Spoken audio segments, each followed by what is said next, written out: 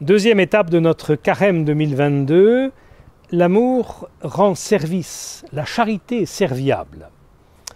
Notre projet cette année, c'est de permettre que ce carême, un peu comme on entretient un jardin, soit l'occasion d'entretenir notre cœur et d'entretenir notre amour pour qu'il fleurisse pleinement et qu'il nous apporte, selon l'expression du pape François, qu'il nous apporte cette joie de l'amour. Donc, avec cette exhortation apostolique dont nous célébrons le 5e anniversaire, vivre ce carême comme un temps, effectivement, pour entretenir notre amour, pour qu'il donne pleinement sa joie à nous-mêmes et à tous ceux qui nous entourent. Et alors, la première étape était effectivement à partir de ce qu'on appelle l'hymne à la charité ou l'hymne à l'amour, que le pape François commande dans son 4e chapitre, et qui est donc un petit passage de la première épître aux Corinthiens, dont on sait que c'est le texte le plus choisi par les couples qui se préparent au mariage, le texte le plus choisi pour la célébration de leur mariage.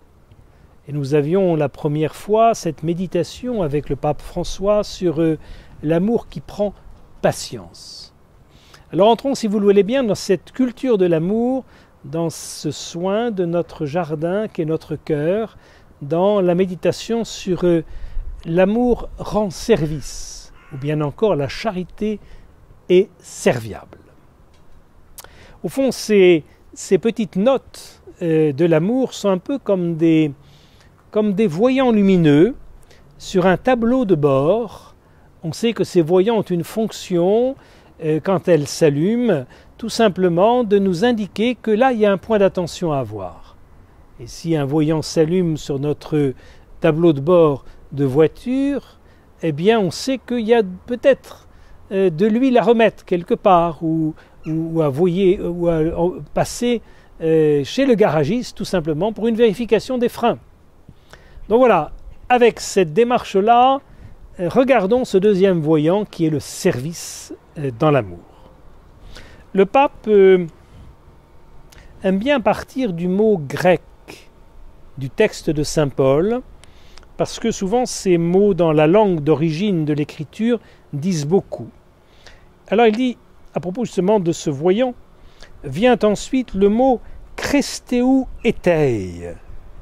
Alors ce mot grec, il dit, n'apparaît qu'une seule fois dans la Bible pour dire finalement la personne bonne, mais qui montre sa bonté dans ses actes. Hein. C'est quelqu'un qui opère le bien.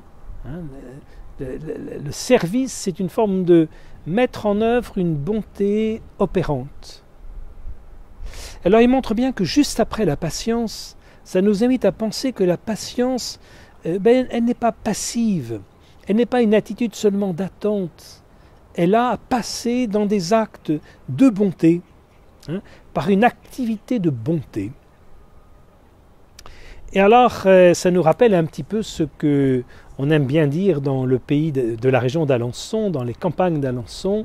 On dit assez souvent de quelqu'un, « Oh, ce monsieur, cette dame, ce monsieur, c'est pas un diseux, c'est pas un homme qui s'encombre de paroles, c'est un faiseux. Hein. C'est pas un diseux, c'est pas un faiseux. C'est pas quelqu'un qui va causer, c'est quelqu'un qui va faire. Eh bien, c'est ça. Hein. Poser des actes concret de bonté. C'est ça, au fond, la traduction de la serviabilité. C'est quelque chose qui est mettre en acte la bonté. Faire le bien, hein, et pas seulement se contenter de le dire, le faire, il faut le faire. Et alors, ça nous fait entrer, dit le pape, dans la grandeur de se donner pleinement, sans mesure, gratuitement, pour le seul plaisir de donner et de servir. On se rappelle dans ce qu'on appelle souvent les 5 langages de l'amour, hein, de Gary Chapman, de ce 4e qui est tout simplement l'aide, l'attention à l'autre, le service rendu. Nous sommes exactement dans cette perspective. Alors, pour illustrer finalement cette dimension dans nos vies concrètes du service, Nous vous proposons tout simplement donc, dans ce sanctuaire d'Alençon, cette maison de Louis et de Zélie, de voir comment concrètement dans cette famille, il y avait justement cette manière de servir en acte, de se rendre service en acte, de se faire du bien les uns aux autres en acte.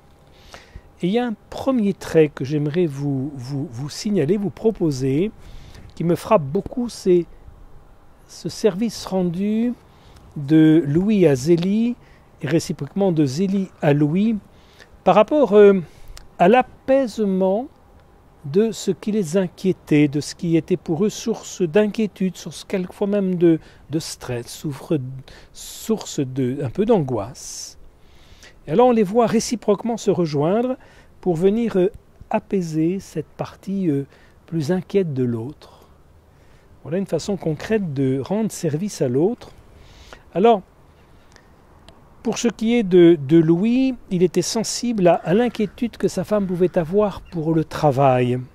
Dans la toute première lettre que l'on a de lui, quand il écrit à son épouse qu'il est à Paris, où il vient de négocier des ventes de dentelles, il a cette remarque « J'ai des commandes de la compagnie lyonnaise. Encore une fois, ne te tourmente pas tant.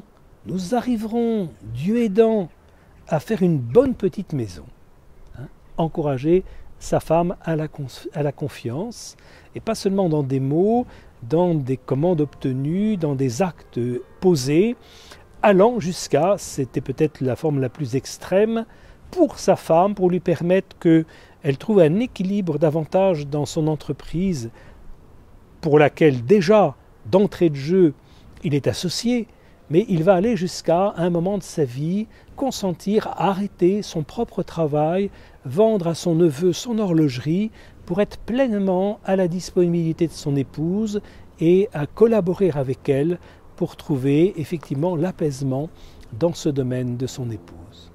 Voilà une sorte de service rendu. Et alors en retour, sur un autre domaine, c'est à Zélie de rendre service à son mari en venant apaiser ses inquiétudes concernant la vie familiale. Quand on pense quand même que ce couple a eu 9 enfants, nous savons qu'ils en ont perdu 4, mais il y a eu 9 naissances, et ceci en 13 ans, on peut comprendre que Louis avait quelque inquiétude pour son épouse, pour sa santé, pour ses ressources, ses forces.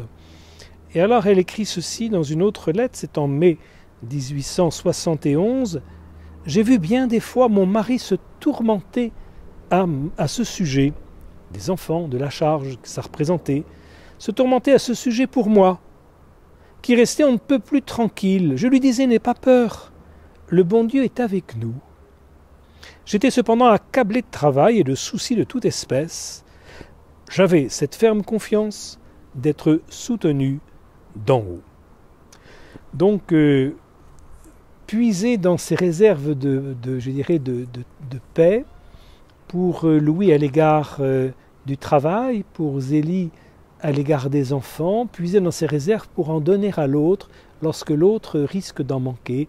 Voilà cette forme de service que l'on pourrait retenir aujourd'hui, qui concrétise effectivement cet appel à un amour serviable.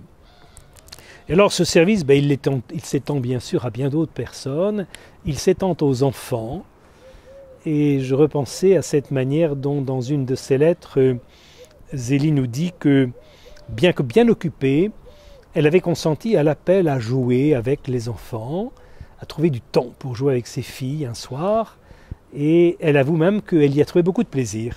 Je me suis amusée comme un enfant au jeu de patience. Mais si bien qu'en fait, elle y a tellement consacré de temps qu'il lui a fallu le soir d'autant plus rattraper le temps perdu. Elle dit, il m'a fallu rattraper le temps perdu et veiller jusqu'à 1h du matin.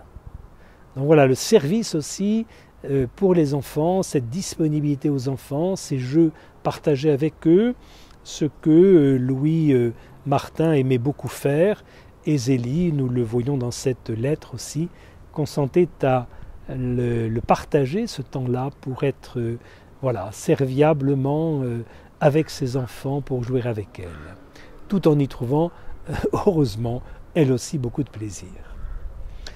On pourrait étendre évidemment ce trait d'un service de l'autre, un peu dans la même veine, du temps donné, du temps consacré, alors même qu'on n'en a pas beaucoup, qu'on n'est soi-même pas très en forme, par une autre remarque que Zélie fait à propos de Louise Marais, qui est donc l'employée de maison, la domestique, la bonne, comme on appelait à l'époque ces personnes. Et il se trouve que Louise Marais a été plusieurs jours vraiment malade, prise de fièvre. Et alors Zélie nous dit que plutôt que de la renvoyer dans sa famille, elle l'a tout simplement prise en charge, disant que ben oui, la nuit, il fallait que je reste debout une partie des nuits à la soigner. Et elle ajoute elle-même qu'elle n'était pas en forme non plus, elle avait beaucoup de mal de gorge, mais que voilà, elle la traitait un peu comme ses propres enfants. Donc voilà, cette serviabilité qui est une manière concrète de, je dirais, d'aimer, telle que le pape nous l'a décrit, ou du moins telle qu'il la commente dans l'hymne à l'amour, l'hymne à la charité de saint Paul, dans la première épître aux Corinthiens, décrivant cette grandeur de se donner pleinement, sans mesurer, gratuitement, dans le seul plaisir de donner et de servir. Voilà, nous souhaitons à tous de connaître cette joie d'aimer à travers des actes concrets, ces manières concrètes de faire le bien, qui en fait contribuent à la joie de l'amour. Pour finir peut-être dans ce lieu de prière et de recueillement, nous allons nous rendre au petit oratoire qui est juste à côté de nous dans le jardin.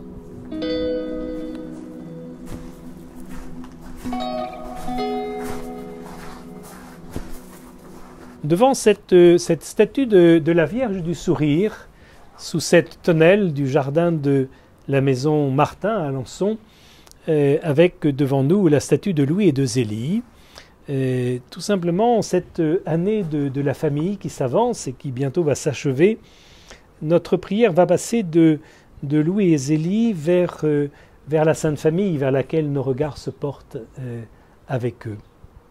Prière à la Sainte Famille, c'est celle par laquelle le pape François termine son exhortation apostolique post-synodale, et nous allons prendre deux couplets. Jésus, Marie et Joseph, en vous nous contemplons la splendeur de l'amour vrai. En toute confiance, nous nous adressons à vous.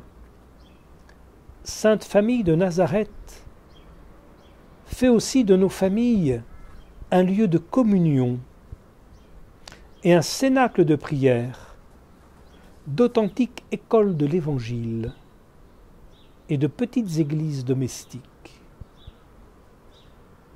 Jésus, Marie et Joseph, écoutez, exaucez notre prière. Amen.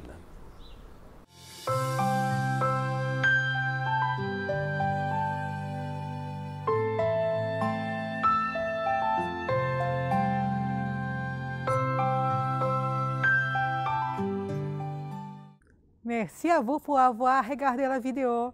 Voici d'autres vidéos produits pour le Sanctuaire d'Alençon. Et pour rien manquer à notre actualité, abonnez-vous juste ici.